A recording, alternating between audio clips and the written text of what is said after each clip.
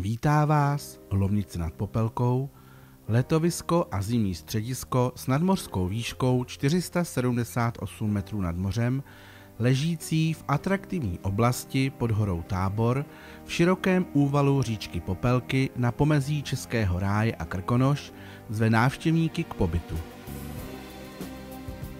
Nejstarší zmínku najdeme v Dalimilově kronice z roku 1232. V počátku 19. století zde započala tradiční výroba proslulých lomnických sucharů, oplatek a kulatek.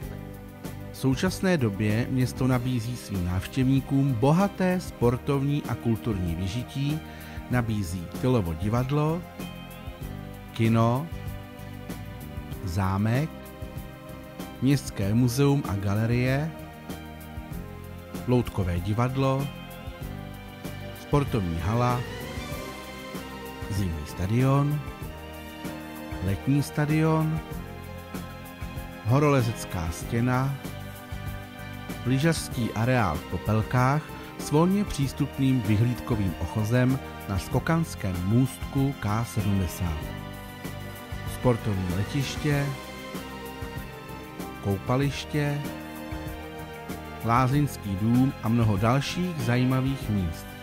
Typické pro město a okolí jsou stavby lidové architektury, městská památková rezervace Karlov, roubené domy, dřevěná zvonice, historické, církevní a kulturní památky.